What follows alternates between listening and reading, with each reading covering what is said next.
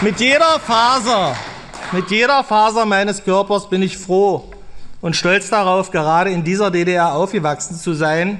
Nicht, weil die DDR so demokratisch war, nein, weil mich dieser Unrechtsstaat durch die Stasi mit 16 Jahren zum negativ dekadenten Jugendlichen machte, nur weil ich den sozialistischen Schutzwall in Form der Mauer als das sah, was er war.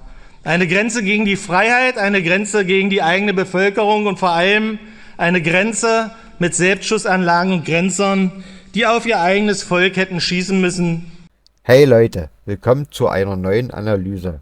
Oliver Kirchner von der AfD spricht das aus, was viele im Osten fühlen. Er hat kein Blatt vor den Mund genommen und klar gemacht, die CDU verherrlicht die Vergangenheit und macht mit Wende verklären gemeinsame Sache. Kirchner stellt die Frage, welcher Freiheit feiern wir hier eigentlich? Der Mann hat die Stasi selbst erlebt und zieht Parallelen zu heute mit scharfer Kritik an der Einschränkung der Meinungsfreiheit und der Demokratie. Wenn ihr wissen wollt, wie er der CDU und ihren neuen Partnern das Licht ausknipst, bleibt dran. Auf geht's. Vielen Dank, Herr Präsident, werte Abgeordnete, Hohes Haus. Freiheit ist auch immer die Freiheit der Andersdenkenden. Es muss demokratisch aussehen, aber wir müssen alles in der Hand behalten. Die Worte Walter Ulbrichts, dem Machthaber der DDR von 1950 bis 1971 und gleichzeitig auch Abgeordneter des Landtages der Provinz Sachsen-Anhalt von 1947 bis 1952. Es muss demokratisch aussehen, aber wir müssen alles in der Hand behalten. Könnte übrigens auch im Handbuch für CDU-Parlamentarier stehen, beziehungsweise im Handbuch der Konsensparteien. Aktuelle Debatte der CDU-Fraktion, 35 Jahre friedliche Revolution, Sieg der Freiheit. Werte CDU-Fraktion, Ihnen ist da in der Überschrift leider ein verhängnisvoller Fehler unterlaufen, denn hinter Sieg der Freiheit gehört, wenn man es denn ernst nimmt, ein Fragezeichen, wenn man es bis ins Jetzt betrachtet. Oder haben Sie, ja, das ist so, oder haben Sie Ihre unrühmliche Rolle bei der sogenannten Corona-Pandemie etwa ausgeblendet? Und was für eine Demokratie ist das hier überhaupt, indem wir ein Demokratiefördergesetz brauchen sollen, was wohl eher als Prädikat Demokratiemördergesetz verdient hätte? Und welche Freiheit meinen Sie denn, werte CDU? Etwa die, wo Sie mit Ihrer Innenministerin weisungsgebunden den Präsidenten des Landesverfassungsschutzes anweisen, den Landesverband der AfD Sachsen-Anhalt als gesichert rechtsextrem zu brandmarken, obwohl Ihre Ex-CDU-Mitglieder Hitlergrüße am Ehrenmal der russischen Soldaten oder Sätze wie Sieg Heil Hauptmann formuliert haben? Diese Überschrift für diese Debatte ist gerade durch Sie als ketzerisch und vollkommen realitätsfremd zu bezeichnen, wenn man sie in die heutige Zeit überträgt, meine sehr geehrten Damen und Herren.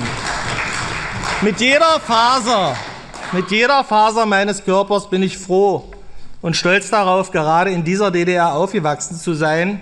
Nicht, weil die DDR so demokratisch war, nein, weil mich dieser Unrechtsstaat durch die Stasi mit 16 Jahren zum negativ dekadenten Jugendlichen machte, nur weil ich den sozialistischen Schutzwall in Form der Mauer als das sah, was er war. Eine Grenze gegen die Freiheit, eine Grenze gegen die eigene Bevölkerung und vor allem eine Grenze mit Selbstschussanlagen und Grenzern, die auf ihr eigenes Volk hätten schießen müssen, ob sie wollten oder nicht. Zitat: All diese Untersuchungen, die gründliche Erforschung der Stasi-Strukturen, der Methoden, mit denen sie gearbeitet haben und immer noch arbeiten, all das wird in die falschen Hände geraten. Man wird diese Strukturen genauestens untersuchen, um sie dann zu übernehmen. Man wird sie ein wenig adaptieren, damit sie zu einer freien westlichen Gesellschaft passen. Man wird die Störer auch nicht unbedingt verhaften. Es gibt feinere Möglichkeiten, jemanden unschädlich zu machen. Aber die geheimen Verbote, das Beobachten, Frau Innenministerin, der Argwohn, die Angst, das Isolieren und Ausgrenzen, das Brandmarken und Mundtotmachen derer, die sich selbst nicht anpassen, das wird wiederkommen, glaubt mir. Man wird Einrichtungen schaffen, die viel effektiver arbeiten, weil feiner als die Stasi. Auch das ständige Lügen wird wiederkommen, die Desinformation, der Nebel, in dem alles seine Kontur verliert. Willkommen in der Realität mit vielen Dank an Bärbel Bohley für diese klaren Worte, die sich immer mehr bewahrheiten, meine sehr geehrten Damen und Herren. Als damals von der Stasi erklärter negativ dekadenter Jugendlicher und heutiger Oppositionsführer sehe ich Parallelen zur heutigen Zeit. Leider. Aber ich vermute, Bärbel Bohley wäre heute AfD-Wählerin und selbst in dieser Partei. Wo Kommunismus ist, herrscht Armut. Dieser Satz und der Versuch, 1953 politische Gefangene zu befreien, kostete meinem ehemaligen Schwiegervater 4 Jahre Zuchthaus in Volkstedt, wo er im Knien und im Liegen unter Tage schuften musste. Der Bruder meines Vaters, nicht mal 5 Jahre aus der Kriegsgefangenschaft zurück, versuchte ebenfalls als Hundestaffelführer der Polizei mit seinem Hund politische Gefangene aus dem Gefängnis in Magdeburg zu befreien. Am selben Abend des 17. Juni 1953 sollte er abgeholt werden. Sein Arbeitskollege warnte ihn und so floh er mit 2 kleinen Kindern, seiner Frau und seinem Hund über Berlin in den Westen, wo er fortan Nähe der holländischen Grenze lebte. Er kam nie zurück in seine Heimat. Meine sehr geehrten Damen und Herren, Zustände wie diese waren es, die uns DDR-Bürger zusammenschweißte und unsere Sensorik schärfte, was den Entzug von Freiheit und Demokratie betrifft. Leider haben wir diesen Zusammenhalt gegen ein System der Diktatur nach und nach verloren. Jetzt, 35 Jahre danach, ist dieser von mir beschriebene Zusammenhalt fast gänzlich verloren gegangen. Es ist auch ein Ergebnis von 16 Jahren Merkelismus und 4 Jahren Lichtsignalanlagendefekt. Es ist aber auch zu sehen, dass die Menschen in schwierigen Situationen, gerade im Osten, dann doch zueinander stehen und gegen diese Zustände aufstehen und die AfD zur stärksten Kraft im Osten machen. Dafür gilt mein herzlicher Dank an all diejenigen, die aus der DDR-Zeit gelernt haben und es nicht zulassen, dass sich Geschichte wiederholt. Vielleicht wäre es besser gewesen, den Zusammenschluss der DDR und der BRD mehr Zeit zu geben. Womöglich haben wir leider auch deswegen versäumt, uns eine gemeinsame Verfassung zu geben. Für mich steht aber eins felsenfest. Ich habe nie einen Unterschied gemacht zwischen den Bürgern im Westen Deutschlands und denen im Osten. Für mich waren es immer in erster Linie Deutsche, denen man letztendlich auferlegt hat, auf welcher Seite Deutschlands sie leben müssen. Bedanken möchte ich mich in erster Linie auch bei Michail Sergejewitsch Gorbatschow für die Weitsicht und die Entschlossenheit, es den Deutschen selbst zu ermöglichen, zueinander zu finden. Ich bedanke mich aber auch bei Viktor Orban, der als einziger den Anstand hatte, sich bei Michail Gorbatschows Begräbnis anständig von ihm zu verabschieden. Weiterhin möchte ich mich bei den damals tschechoslowakischen Behörden bedanken, die es zuließen, dass doch so viele in die Prager Botschaft fliehen konnten. Ich möchte mich aber auch bei der ungarischen Regierung und der ungarischen Bevölkerung bedanken, die letztlich auch vielen DDR-Bürgern ermöglichten, nach Österreich einzureisen und bis zur Ausreise aus Ungarn bei ihnen unterzukommen. Ich weiß, dass viele von denen, die vor 1989 geflohen sind, im Westen geblieben sind.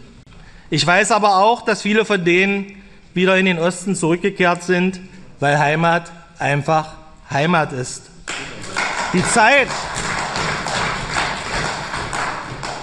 von 1953 bis 1989 war eine Zeit, in der sich ein Volk nach einem ersten Aufstand an ein Regime anpasste, weil es von der Regierung niedergeknüppelt wurde.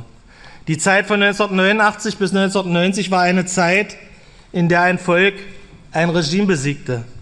Die Zeit von 1990 bis 2013 war eine Zeit der Veränderung und des Zusammenwachsens. Die Zeit von 2013 bis jetzt ist eine Zeit, in der wir demokratisch kein erneutes Regime zulassen werden. Und nun geht die CDU mit dem SED-Nachfolger Wagenknecht und Co. vermutlich in eine Regierung. Wahnsinn. Kehren Sie ab davon. Kehren Sie ab davon, andere Menschen oder Parteien beobachten zu lassen und verbieten zu wollen. Kehren Sie ab davon, erneut ein Land vor die Wand zu fahren. Einmal Planwirtschaft reicht. Wir wollen soziale Marktwirtschaft und keine Experimente. Kehren Sie ab davon, Kriege zu befördern und letztlich den Krieg ins eigene Land zu holen oder unsere Söhne an eine fremde Front schicken zu wollen. Kehren Sie ab davon, die Demokratie einzuschränken und Meinungsfreiheit zu verbieten und kehren Sie ab davon, dieselben Fehler zu machen wie einst Honecker, Stoff, Sindermann und Mielke. Meine sehr geehrten Damen und Herren, der Witz, sagt der Ossi zum Wessi, wir sind ein Volk, sagt der Wessi, wir auch, sollte der Vergangenheit angehören. Es gilt, mehr Ostdeutschland zu wagen, gerade auch im Westen, mehr Freiheit, mehr Demokratie und vor allem mehr Zusammenhalt. Freiheit ist auch immer die Freiheit der Andersdenkenden. Denken Sie mal drüber nach und handeln Sie dementsprechend. Ansonsten werden Ihnen die Bürger, der Souverän, schon noch die Demokratie beibringen. Von Wahl zu Wahl zu Wahl, bis sie irgendwann weg sind. Vielen Dank. Die Kreuze klar.